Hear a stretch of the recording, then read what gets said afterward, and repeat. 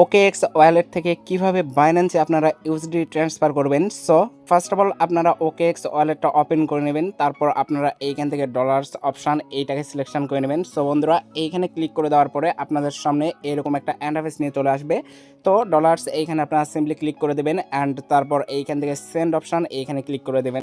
তো সেন্ডে ক্লিক করে দেওয়ার পরে এরকম ড্যাশবোর্ডে আপনারা আপনাদের BEP20 অ্যাড্রেস অথবা ERC20 যে অ্যাড্রেসটা আছে ওই অ্যাড্রেসটা বাইন্যান্স থেকে কপি করে এইখানে আইনা পেস্ট করে দেবেন।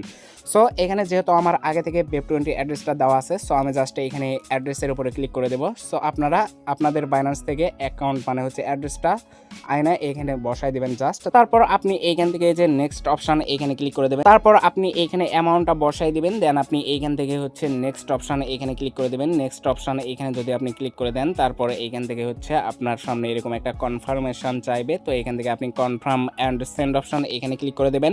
যদি আপনি এখানে কনফার্ম করেন তাহলে আপনারা এখানে হচ্ছে অর্ডারটা কনফার্ম করা হয়ে যাবে। দেন আপনি এখান থেকে আপনার OKX ওয়ালেটের যে পাসওয়ার্ডটা আছে সেটা আপনি এখানে বসাই দিবেন। সো আমি আমার পাসওয়ার্ড দিয়ে দিলাম। দেন এখানে আপনারা দেখতে পাচ্ছেন আমার সেন্ড কিন্তু সাকসেসফুল হয়ে গেছে। সো এখান থেকে আপনার হচ্ছে কিছুক্ষণের মধ্যে এটা বাইন্যান্স BEP20 অ্যাড্রেসে এই হচ্ছে আপনার OKX ওয়ালেট থেকে ইউএসডিটা ট্রান্সফার করা হয়ে যাবে এভরিওয়ান। সো আপনারা এইভাবে OKX ওয়ালেট থেকে ইউএসডিগুলো বাইন্যান্সে ট্রান্সফার করে নিতে পারবেন।